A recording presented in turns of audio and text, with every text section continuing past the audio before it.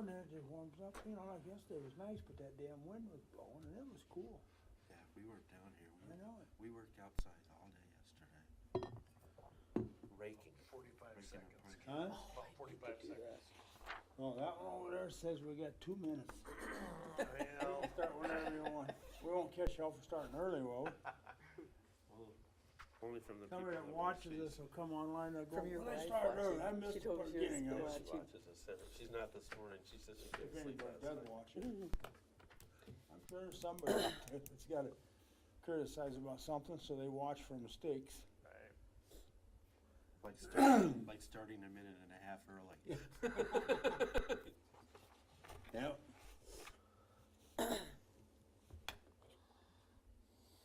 Whenever you think, Mr. Rick. Turn the red light on up there and we'll go. No red lights. There's no red light anymore? How am I supposed to know the signal? I go, You hey go mayor, wave. hey mayor. Ready? my All right, I believe we are live. I better get this over here. Good morning. We will start the Municipal Utility Board meeting, Tuesday, April 25th. Call to order, consider consent calendar. I'll move to approve the agenda and the minutes. Okay, I'll second both of those. so done? and Yes. Approved, claims? Todd, you're spending money again. Yeah, I just had one question. Just you know, those Marker red. those hydrant markers. That's a lot of money. Is that for all of them? For all the hydrants in town? No, that was 50 markers. And those are those little metal things that go on the Yeah, top. both on. Yeah. Okay. Really? So we would, every hydrant in town doesn't have one, but we pick the areas where we experience a lot of Plowing. drifting and, Yeah. or things get piled up, just so Okay. we're able to find them. Okay. Yeah, nothing's cheap anymore, I guess. I'll move to approve the claims. I'll second. In favor, aye. Approved. Aye. City Finance Officer. Some Good good morning. news. Good morning. Good morning. Only thing we have to report on is we had turn-off day yesterday. We did not do a lot of calling like we usually do. We did end up calling the ones that were actually on the list yesterday morning. That's how I understand it, and we went till about 9:30 trying to call everybody that actually was on the list, and I believe there were 13 of them. So it does make a difference, the calling, but we did email everybody. So anybody that has an email with us, which is quite a few, they did get emailed and said that, you know, your water was going to be turned off. Yeah, so, So they come in and pay the, other than the 13, whatever they right, came in and they, paid. correct, Right. correct. But usually we have 3 or 4, so, you know, you can see a difference there. But I think we'll get them trained, I hope. Get them trained. Yeah, I think it was, 3 or 4 businesses, which was very strange. Really, That's businesses. strange. Yeah, Were they ones that are out of town or just? yeah. Active business. Okay. Yeah, so kind of unusual, but I think we'll still kind of try to think about other ways to make it better, and so we're not trying to do those 2 or 3 hours of calling. Yeah, it takes it. It's hard on you guys, and then It's just a lot of time. Yeah, you know you'd think that people they get it in the mail. So I mean, yeah. get a notice. I mean, they get their bill and they get their notice, and so then, like I said, we do emails. If you have an email with us, you get, you know. That- What does that cost them to be turned off and on? depends on if it's, you know, like we had a couple that are after hours, they actually get They get an additional $125 if it's after hours. That's what I was wondering. You know, if it's during business hours, then we can do it without the extra charge. But there is There's a turn on and si- turn off a charge. $60. That's what I meant. You're There's talking a about the fee. turn on. There's a after hours, yeah. $60 turn on. How much? 150? $60 turn on.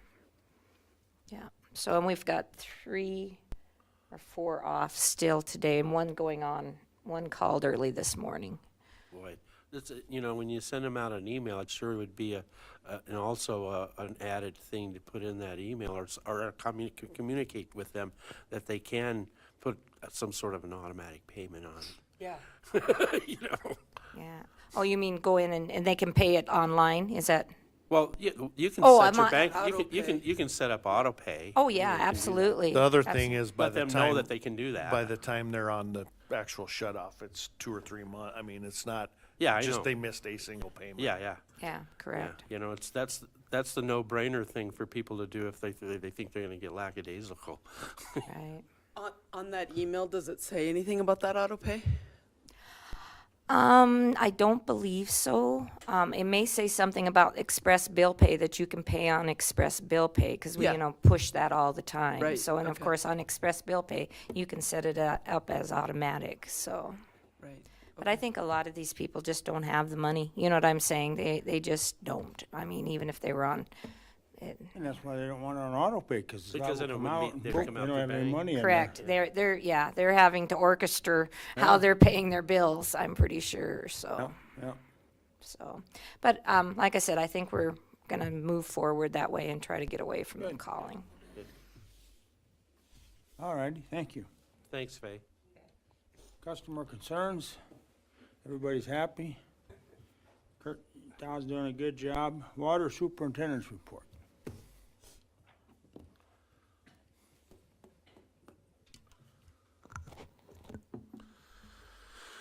All right. We, just to kind of address the shut-off deal again as well, I mean, I think we're all working towards the same goal of trying to have the least amount possible with the least amount of effort on our part to get them to pay. You know, from my perspective, I greatly appreciate the phone calls. It may seem futile, but when I've finally thought about it in a different fashion the other day. If any of these that end up on our shut-off list are someone, or it's a curb stop that hasn't been operated in some time, if we have one mistake, one break, I mean, you're looking at a couple $1,000s out of pocket for repair. So, I mean, when you weigh all the options there, you hate seeing a lot of office time wasted in phone calls, but it truly isn't wasted on the chance of that one break. You know, I just definitely want to make sure that people are aware that the effort made to make these phone calls is appreciated. So, On a lighter note, the ones that get turned off and turned on more often, at least their valves are getting exercised. yes, we are getting some curb stops exercised, unfortunately. So to go beyond that, Cassell, when we had our Cassell training, I believe last month I discussed, they mentioned a mobile app for service orders, and we did accept that. I believe, what was it, 2 weeks ago now, they came and gave us a little training. We are into that app as deep as we can get. We're finding some things that aren't agreeable. They've got some bugs they're working out, but once again, between finance and myself and our operators, we are sending tickets left and right to get things fixed. At the end of this project, I do still believe it's going to be beneficial to us in our operations. But currently, right now, it's kind of a struggle. We're doing the old hard copy and the digital app on our phones at the same time. Just, we don't want to miss something. So we're using the hard copies as a checks and balance. I may take a little while to get weaned of that until Cassell gets the bugs worked out for us. I'll give you an anecdote here. It's kind of like when I was in college, starting out in college, and the new Texas Instrument calculators came out. I still used my slide rule. Yeah. I did them both, you know. I'm really dating myself. Didn't trust the calculator, did you? Was No, that, I didn't. Was that a TI 81 or a? Yeah. Huh. Gotcha. So after that, we I just want to let you know, availability on materials is still sporadic. When I call for prices, I can get prices from the 3 suppliers, but availability varies. So, I mean, if we're needing it now, we may not always be able to go with the lowest price, just because, and there is no rhyme or reason, to be honest. It's just crazy. We also, boy, when the weather's turned nice, the 811 calls, boy, did they start coming in. And we have at least 3 new contractors already rolling that are committed to more than one home or structure. We've been reaching out to them, and they've actually been reaching out to us. It's good to have a good rapport. They're asking questions. We're giving answers. Hopefully, at the end of the day, we don't have struggles and strife with them where they're upset with us or we're having to reprimand them in any form or fashion. So I believe that's a positive thing. And through that, we just been doing inspections like crazy now. So that's, Get to your meeting, Yankton? About the lead? oh, yeah, oh, yes. I thought I spoke on that, yeah. You do have to do it. You have to do an inventory of all of our pipes. Yes, and they're still rolling out who, what, when, where, why, and how. It's still coming down from EPA to the state. It's still, there is a water expo in Rapid tomorrow, and the next day they have another short segment on the lead and copper. I believe I will attend. I do have one operator going to that as well for contact hours. I'm concerned. So at Yankton, what they rolled out there was the we wills, we're gonnas. There's no here's how, here's what, here's when. We're still waiting on the definitive. What's going to be? Yes.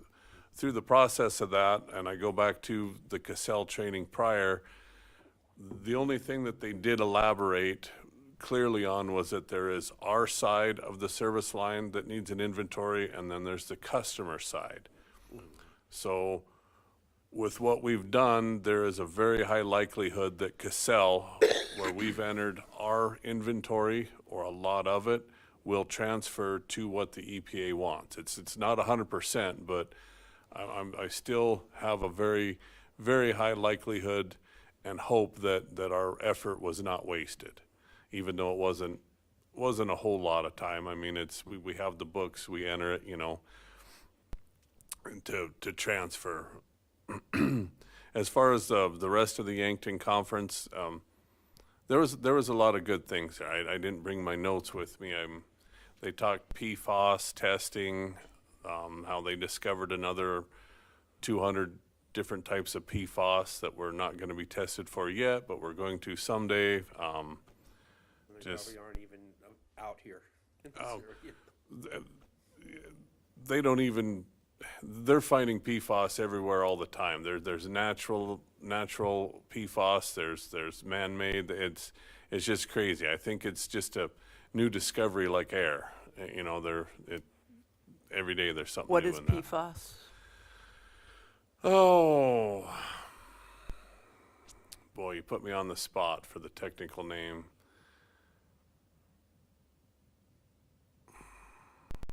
I can't say it's an acronym for basically a plastic derivative or a fuel oil derivative is the PFAS. Why can I not say it? Polyfluorocarbon something. Yeah, sulfate.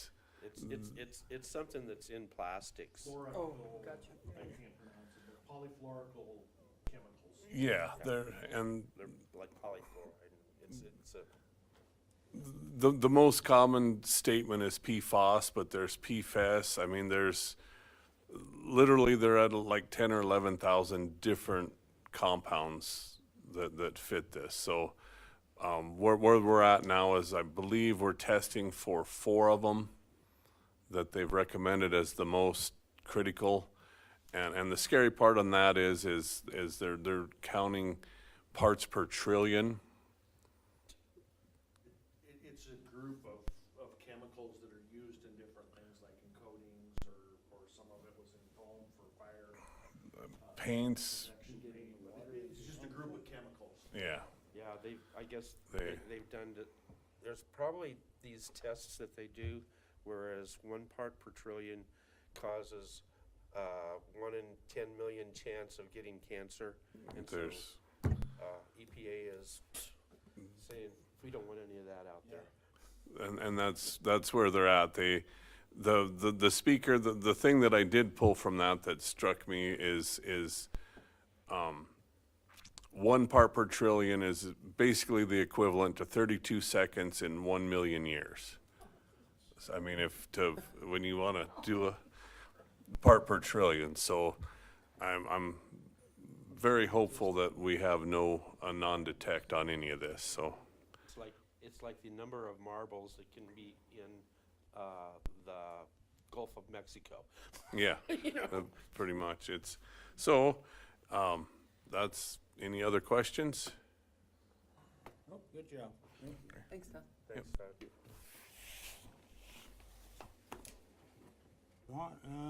Public Works. So we've been busy, of course. Our Parks Division's been busy turning on our seasonal water. The weather hasn't, or still hasn't always cooperated. We may see some snow showers yet today, and a lot of our irrigation and our bathrooms and stuff are not deep berries, or they're in the attics. So we have to watch the weather on when we can turn on the seasonal water accounts. But we do get a lot of requests from all the different, baseball opening ceremonies this weekend. Softball, they've already been playing. They've already had track meets. They had a The restrooms open big and soccer meet this weekend. And it's hard to host those events without bathrooms, but our bathrooms on the most part for our parks and our facilities are tied also through with our irrigation. And so when we do get those cold temperatures, it's near impossible for us to activate those. And then they don't, because it's so cold and we haven't started watering yet, there's not a lot of water movement. So they have a higher susceptibility to freezing and damaging the lines. So it's always kind of a give and take on that. But we are moving forward with getting them turned on this week. Also, Pine Glen started back up. We did make the last I guess that's not a connection, but it's actually unconnecting it from our mains. We removed that, and they're doing the final grading work, and they were talking about, and I don't know if weather's going to cooperate this week, but actually getting the paving started this week. So without a doubt, in the next week or so, that project will be finished up and should be completely done. All of the service lines are connected. Everybody's connected to our new mains. All the sewers stubbed out, and really all that was left was the paving to begin with. So that's about all I have. We haven't gotten any more, haven't made any advancements on any of the Garden Grove Phase 3. We haven't seen any of that come through yet. We're still working on our cultural resource survey for the well. So that's progressing. That takes about 30 days, so it should be finishing up here relatively sometime the next week or so. Get that, and then we'll be moving forward with that for well 8, and then the storage tank to the north. So hopefully by next month we'll have some news on that front for you. Yeah, that's about it, unless you guys have any questions. Any more on the plans for East Main and stuff, or? So East Main, that got pushed off a year, so we're looking at 2020, late 2024 or spring of 2025 to start that. So it'll be an ongoing for the next year or so. You'll hear bits and pieces about that, but that did get delayed, got pushed off a year, just due to some financial juggling around. Good. Thank you. Thanks, Rick. Public hearings. Nobody here for that. Old business. I don't have any. No questions? New business. Nobody out there's got new business for us, huh? Okay, other matters that may come before the board.